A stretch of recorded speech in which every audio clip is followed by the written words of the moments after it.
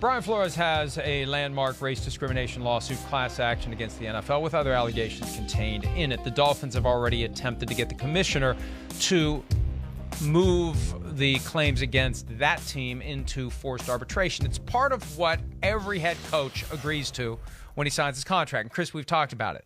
You're not going to say, if you're finally getting an opportunity to become an NFL head coach, you're not going to look at the contract and say, there's a clause in here that says any claims or disputes will be resolved by the commissioner or his representative.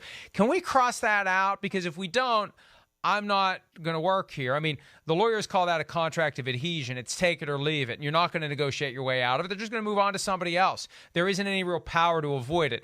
And what we have seen recently, Congress passed the law and the president signed it into law that for sexual harassment and sexual assault claims in the workplace, forced arbitration clauses won't work. There's now a movement to make race discrimination claims also exempt from forced arbitration. And what happens with forced arbitration, it's very simple.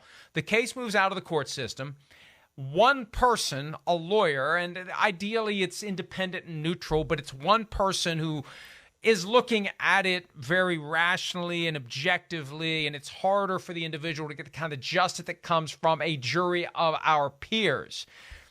The companies don't want a jury to be scrutinizing the wrongdoing that happens in many corporations at any given time, and so more and more corporations take advantage of this mandatory arbitration clause. The pushback is coming from the government, and Brian Flores, speaking yesterday at the American Association of Justice, had some good things to say about why it's wrong to expect employees to submit their grievances to this secret process. It never sees the light of day. It happens in a conference room. The transcripts aren't available. Reporters can't attend. You have no idea what happens. And maybe you find out what the end result was, but it doesn't have the same, Chris, the same kind of exposure it needs to have to hold people accountable and get them to change their behavior. No, well, it doesn't seem right. Just at a human level, I mean, whatever, a business ethics level, you know, again, hey, the company that I have a real issue with and a problem with that mistreated me, you know, I'd like to tell everybody about that issue and be compensated justifiably. Oh, wait, I got to go through the company that treated me crap to make that happen? I mean, that makes no sense. It doesn't. It's almost when you say it out loud, you go, how is that even allowed? How is there not a law to stop it? Most companies will use an independent arbitration agency.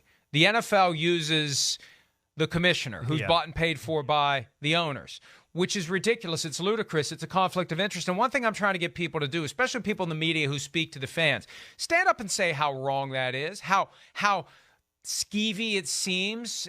There's something wrong with the idea that the commissioner is the one who is deciding the claims made against the teams who hire the commissioner, pay the commissioner, retain the commissioner. It's wrong, and more people need to say it. And if the NFL has a problem with it, sorry, NFL, it's your problem, because you're the one using the inherently corrupt practice that stacks the deck or decks the stack in your favor. Yeah, agreed. It doesn't. You Company. You missed my little. You missed my little. I saw it. I saw their stack the decks, deck the stack.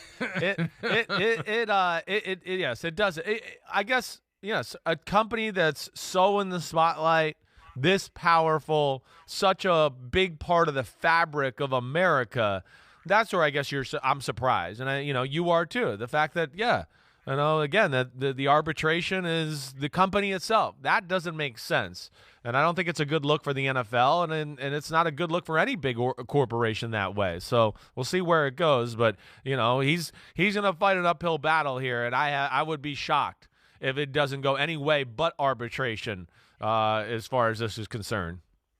But the NFL can't say on one hand that it's serious about fixing this problem, and on the other hand, try to force these claims into secret arbitration that never solves the problem because it never has the light of day on it that it should.